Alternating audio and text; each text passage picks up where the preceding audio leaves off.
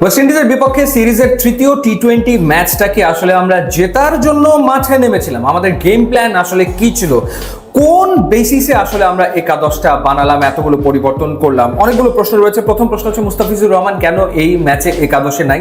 এই ম্যাচে তাকে বিশ্রাম দেওয়ার কারণটা কি? মুস্তাফিজ কি নিজের থেকে বিশ্রাম চেয়েছেন, না ম্যানেজমেন্ট থেকে তাকে বলা হয়েছে যে না তোমার এই ম্যাচ খেলতে হবে না? কি কারণে ফিজ আসলে এই ম্যাচে একাদশে ছিল না?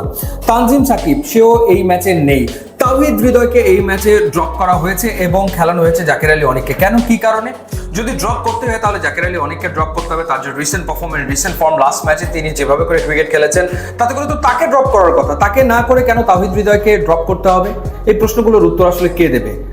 কিসের ভিত্তিতে একাদশটা আসলে তৈরি করা হয়েছে? যে জাকের আলী অনিককে খেলানো হলো তাওহিদ হৃদয়ের জায়গাতে, মানে তাওহিদ হৃদয় ড্রপ, জাকের আলী অনিক খেললো। সেই জাকের আলী অনিক আসলে ব্যাটিং করলো কোন পজিশনে? আমরা দেখলাম যে রিশাদকে ব্যাটিং অর্ডারে প্রমোট করা হলো, তাকে পাঁচে খেলানো হয়েছে। নুরুল হাসান সোহানকে তারপরে নামানো হয়েছে, ইনফ্যাক্ট নাসুমকে তারপরে নামানো হয়েছে এবং তারপর ব্যাটিং করতে নেমেছে জাকের আলী অনিক। তাহলে সে আসলে দলে কেন? তার কাজটা আসলে কি? এই প্রশ্নের উত্তর কে দেবে? কেন, কি কারণে সে একাদশে? এই প্রশ্নের উত্তর কে দেবে? এবং সেখান থেকে এই প্রশ্ন আসাটা কি স্বাভাবিক না যে বাংলাদেশ আসলে জাস্ট নিয়ম রক্ষার জন্য মাঠে নেমেছে এবং যারা আসলে প্রথম দুইটা টি-20তে বাইরে ছিল তাদের সবাইকে খেলিয়ে দাও? ব্যাপারটা এই, একটা ইন্টারন্যাশনাল ম্যাচ, বাংলাদেশ দুটো ম্যাচ হেরেছে হোয়াইট ওয়াশের সামনে দাঁড়িয়ে। এইরকম যে মনোভাব বাংলাদেশের টিম ম্যানেজমেন্ট দেখেছে, সেই কারণে এই টিম ম্যানেজমেন্টের মোটামুটি সবাইকে ঝেড়ে ফেলা উচিত, কাউকে রাখা উচিত না, শুধুমাত্র এই মনোভাব দেখানোর কারণে। এরপরে যদি ম্যাচের প্রসঙ্গে আসি, বাংলাদেশ প্রথমে ব্যাট করে 151 রানে অল আউট হয়েছে। আরও একবার টি-20তে অল আউট। এই তিনটা টি-20 ওয়েস্ট ইন্ডিজের বিপক্ষে বাংলাদেশ খেলেছে, দুটোতেই অল আউট হয়েছে। ব্যাটিংয়ের কি করুণ দশা!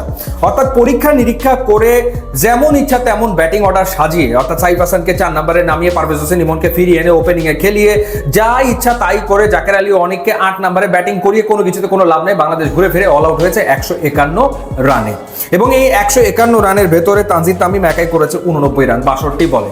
সেই হিসাবে আসলে বাকি যে 10 জন ব্যাটসম্যান তারা রান করেছে সম্ভবত হচ্ছে 57, সম্ভবত বাকি 10 জন মিলে।